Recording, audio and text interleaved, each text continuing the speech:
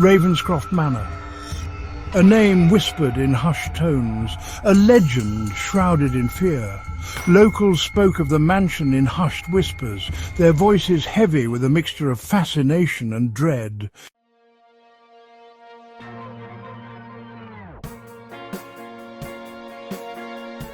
The old stories held a strange allure, a morbid fascination that drew some to Ravenscroft's gates. Yeah, right, just a bunch of old ghost stories. There's so much history here, so many untold stories. I can't wait to catch something on camera. I don't know, this place gives me the creeps.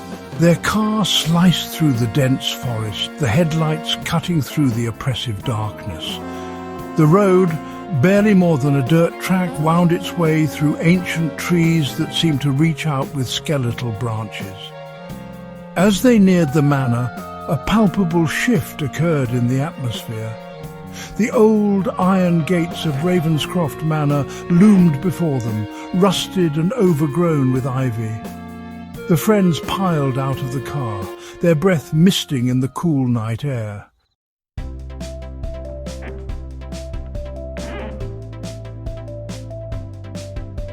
Seriously, guys, it's just an old house. Nothing to be scared of. This is incredible. Think of all the history we could uncover.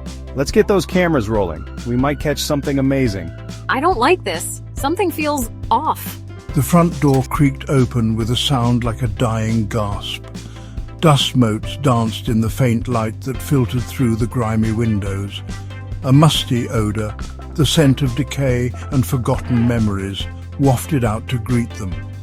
Taking a collective breath, the friends crossed the threshold, stepping into the unknown.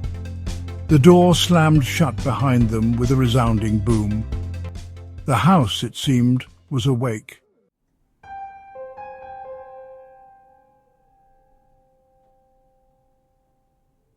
A thick layer of dust covered every surface, undisturbed for what seemed like an eternity.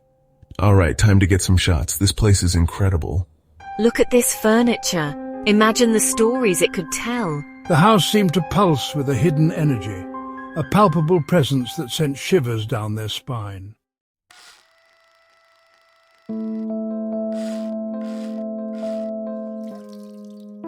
Forever, Eleanor. This place is creepy. Do you think anyone's been here in years? Probably not since the last curious soul ventured in here. But hey, that's what makes it so interesting, right?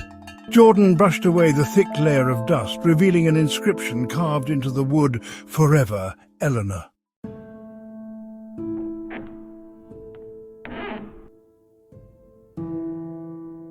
Guys, check this out! They had wandered off into an adjoining room, drawn by the faint glow of moonlight filtering through a gap in the boarded-up windows. That's Eleanor Ravenscroft. They say she died of a broken heart after he left her, but some say she never truly left this place. Or maybe she's just waiting to scare the bejesus out of unsuspecting visitors.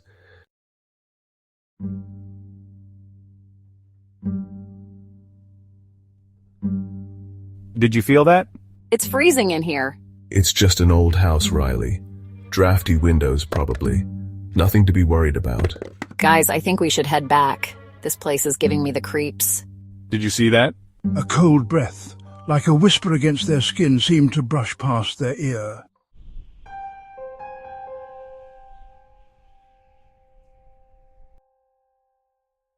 It's probably nothing, just a trick of the light. I don't like this, Alex. Let's just go, please. Yeah, okay, let's find Jordan and get out of here. They turned to leave the room, their footsteps echoing in the silence. A faint sound, barely audible above the creaking of the old house, but unmistakable. It was the sound of a child's laughter.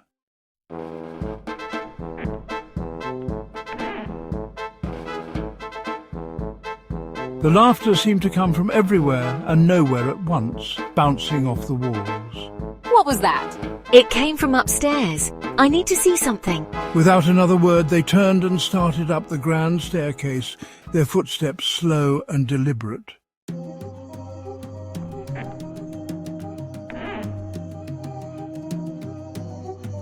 The upper floor of the mansion was even more oppressive than the first. The air hung heavy, thick with the scent of decay and the weight of forgotten memories. Dust lay thick on every surface, undisturbed for what seemed like an eternity. Moonlight filtered through cracks in the boarded-up windows, casting long, eerie shadows that danced across the walls. They reached a room at the end of the hallway, its door slightly ajar. A faint light emanated from within, casting flickering shadows that danced across the opposite wall. Jordan pushed the door open, and they gasped. The room, a child's nursery, was frozen in time, as though the occupant had just stepped away for a moment. A rocking horse stood silently in the corner, its once bright paint now faded and peeling. A dollhouse sat atop a small table, its miniature furniture covered in a thick layer of dust, and in the center of the room, a rocking chair swayed gently back and forth, its rhythmic creaking the only sound in the stillness. As they watched, the rocking chair slowly came to a stop, as though an unseen hand had stilled its motion. A cold breeze seemed to sweep through the room, rustling the curtains and sending a shiver down their spines. They shone their flashlights into the crib, their beams illuminating a small, heart-shaped locket that lay nestled amongst the tattered blankets.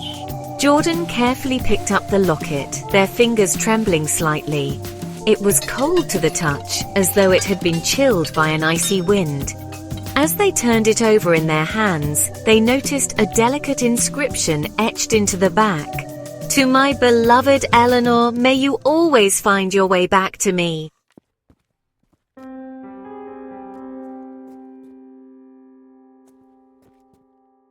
A cold dread washed over them, a feeling of unease that seemed to seep into their very bones.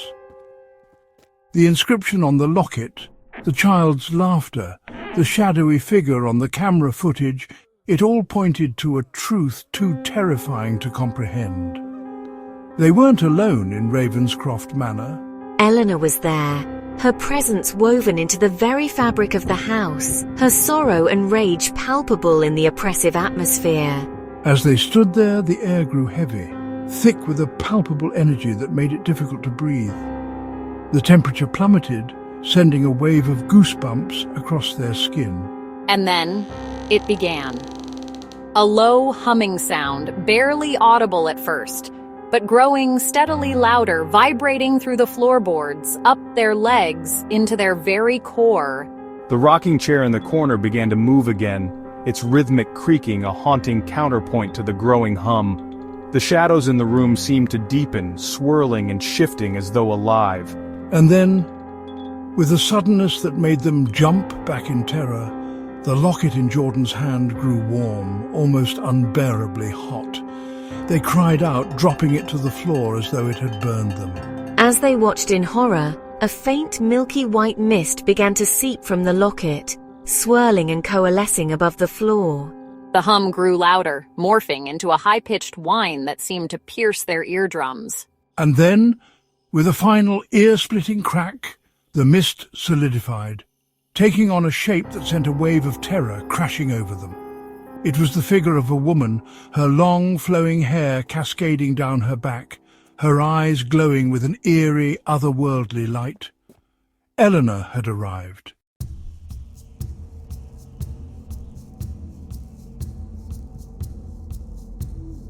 Eleanor's chilling apparition, bathed in an eerie, otherworldly light, hung suspended in the air, her sorrowful eyes fixed upon them.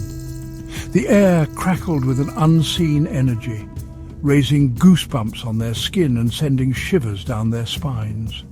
A cold dread, a primal fear that seemed to claw its way up from the depths of their beings, gripped their hearts in an icy vice. We need to go now. Alex shouted, his voice cracking with a mixture of fear and adrenaline. He didn't need any further convincing. The sight of Eleanor's ghostly form was enough to shatter his skepticism into a million pieces. The mansion, once an object of curiosity, now felt like a living nightmare, a place of sorrow and rage from which they might never escape. Jordan, their eyes wide with a mixture of terror and fascination, hesitated for a moment, their gaze transfixed by the spectral figure before them. They wanted to understand. to unravel the mystery of Eleanor's torment, but the sheer terror that emanated from the apparition was enough to make their blood run cold. Sam, their camera still rolling, captured every chilling detail of the encounter, their finger trembling on the record button. The red light of the camera blinked steadily, a beacon in the deepening darkness, documenting the truth that they could no longer deny. The footage, they knew, would be their testament, their proof that the supernatural was not merely the stuff of legends and ghost stories. Riley, her hand trembling in Alex's grip, could only nod mutely. Her voice caught in her throat. The mansion, once a place of intrigue, now felt like a prison, its walls closing in on them, threatening to trap them forever within its clutches. They had stumbled upon something dark and ancient, something that should have remained buried, and now they were paying the price.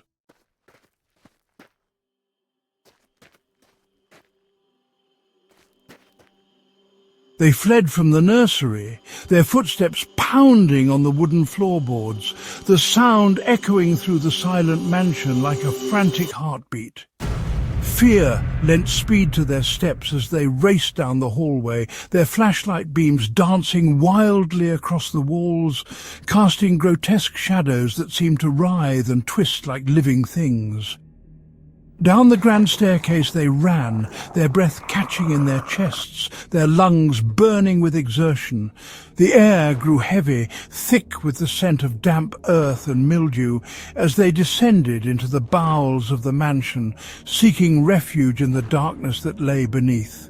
The basement, with its low, beamed ceilings and rough-hewn stone walls, was a place of shadows and forgotten things, a subterranean labyrinth that seemed to press in on them, suffocating them with its oppressive atmosphere. Sam, their eyes darting nervously around the dimly lit space, stumbled over a loose floorboard, their camera bag slipping from their grasp and clattering to the ground. As they bent to retrieve it, their flashlight beams swept across the far wall, illuminating a small, almost imperceptible alcove that had been concealed behind a decaying tapestry. "Hey guys, look at this." Sam called out, their voice echoing strangely in the confined space. They approached the alcove cautiously, their flashlight beam cutting through the darkness, revealing a small wooden door set flush with the stone wall. It was practically invisible, concealed by years of grime and cobwebs, its presence only betrayed by the faint outline of its frame.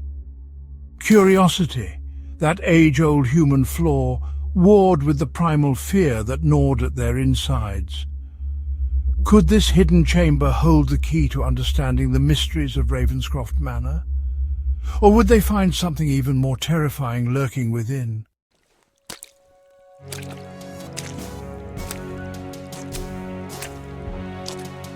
A spirit board. Jordan breathed, their voice barely a whisper. Their eyes, wide with a mixture of fascination and fear, darted from the board to the faces of their friends. The mansion, it seemed, was determined to reveal its secrets, to draw them deeper into its web of mystery and sorrow. Are we really doing this? Riley asked, their voice tight with apprehension. The very air seemed to crackle with an unseen energy, a palpable tension that made the hairs on the back of their neck stand on end. The events of the past few hours had shaken them to their core, and the thought of inviting further contact with the supernatural filled them with a primal dread. We've come this far, haven't we? Alex said, his voice a bit too loud in the stillness of the chamber. He tried to sound brave, to convince himself as much as his friends, but the tremor in his voice betrayed his true feelings. The mansion had a way of stripping away pretense, of revealing the raw fear that lurked beneath the surface.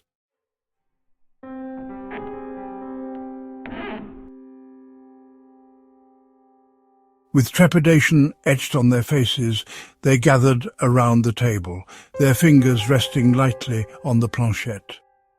The air grew heavy, thick with anticipation and a palpable sense of dread. The silence in the chamber was absolute, broken only by the sound of their own breathing and the frantic thumping of their hearts. Is there a spirit present who wishes to communicate? Jordan, their voice barely a whisper, began the ritual, their words echoing strangely in the confined space. For a moment, nothing happened. The planchette remained motionless, a dead weight beneath their fingertips, and then, slowly at first, it began to move. It twitched, hesitated, then glided smoothly across the board, stopping at the letter Y.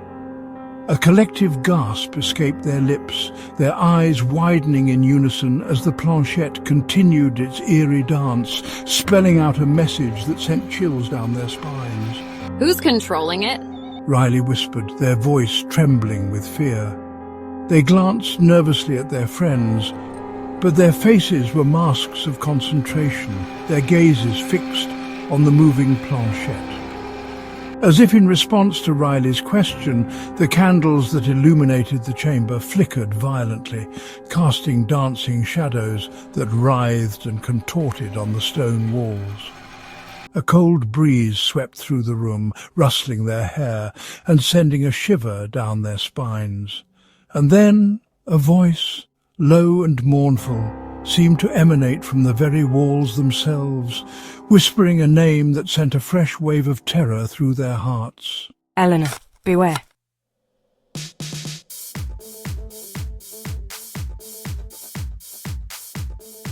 Terror, raw and primal, surged through the group like an electric shock. The spirit board, now a conduit for Eleanor's rage, vibrated violently on the table, its movements growing more frantic as her spectral voice echoed through the chamber. Her warning, laced with an eternity of sorrow and a desperate plea for release, seemed to claw at the edges of their sanity. We have to get out of here. Alex shouted, his voice barely audible above the cacophony of noise. The air crackled with an almost tangible energy, a palpable sense of dread that pressed down on them, threatening to suffocate them with its intensity. As if in answer to his words, the chamber seemed to convulse around them. Dust rained down from the ceiling as the stone walls groaned, their foundations shaken by an unseen force. The spirit board clattered to the floor, its planchette spinning wildly before finally coming to rest at the edge of the table. Panic surged through them, a primal instinct to flee from the epicenter of this spectral maelstrom. They stumbled back from the table, their eyes wide with terror, their breath catching in their throats. The air grew thick and heavy, the temperature plummeting as a bone-chilling cold seeped into the chamber. And then they heard it. A blood-curdling scream filled with an anguish so profound, so raw and primal, that it seemed to tear through the very fabric of the mansion. It was Eleanor, her voice echoing down the corridors of time, her sorrow and rage given voice after decades of silent torment.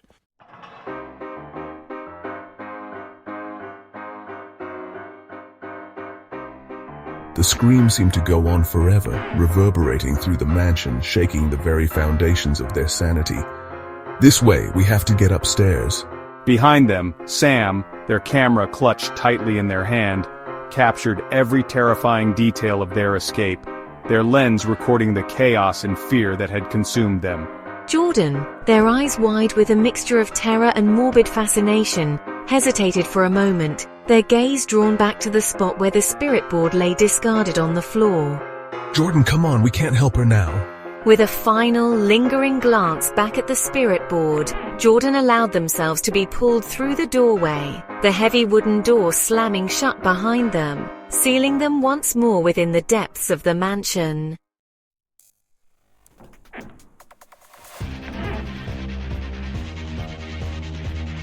They stumbled back into the darkness of the basement, their senses reeling, their hearts pounding against their ribs like trapped birds.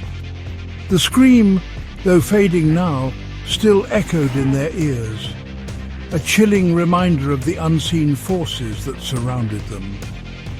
The air was thick with dust and the smell of damp earth, the oppressive atmosphere pressing down on them like a physical weight. The floor beneath their feet seemed to tremble with each passing moment, the vibrations growing stronger, more insistent. The house, it's going to collapse! Sam shouted, their voice barely audible above the growing cacophony. They pointed towards the ceiling, their flashlight beam illuminating a network of cracks that snaked across the stonework like a spider web of doom. Panic surged through them, raw and primal, fueling their flight. They raced through the darkened basement, their flashlight beams dancing wildly across the walls, casting grotesque shadows that seemed to writhe and twist in the flickering light. The floor tilted beneath their feet as the mansion groaned and shuddered around them, the sound of timbers snapping and stones grinding against stone, a terrifying symphony of destruction. This way.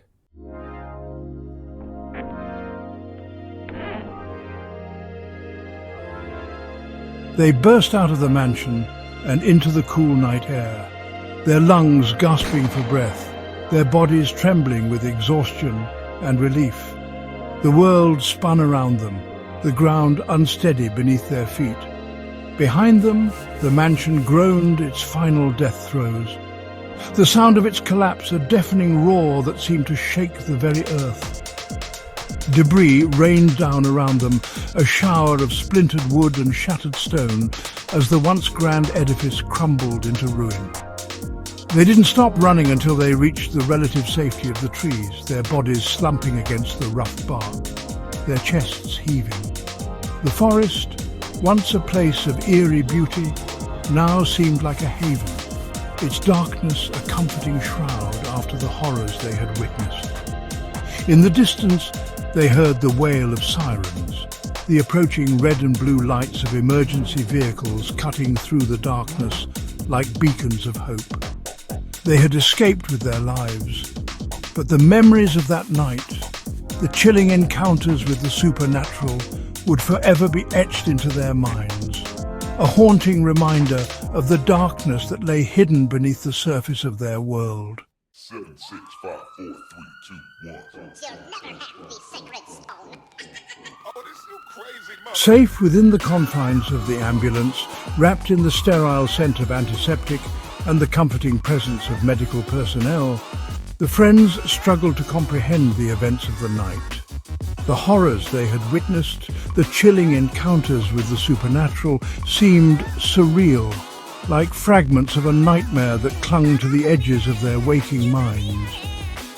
As the ambulance sped away from the smouldering ruins of Ravenscroft Manor, its red and blue lights casting flickering shadows across the dense forest, a wave of exhaustion washed over them, a physical and emotional fatigue that seemed to sap their very will.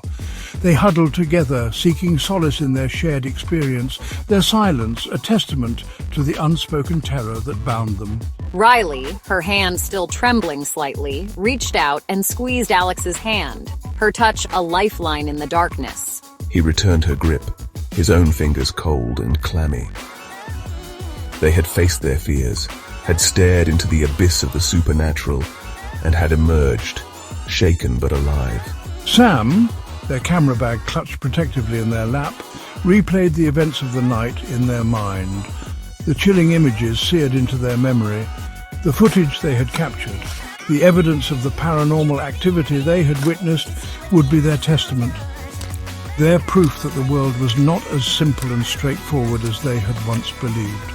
Jordan, lost in thought, stared out the window at the passing scenery, their mind racing, trying to make sense of the fragments of information they had gleaned from their encounter with Eleanor's spirit. The mansion might be gone, reduced to smouldering rubble, but the secrets it held, the echoes of its tragic past lingered on, whispering in the depths of their hearts, a haunting reminder that some doors are best left unopened.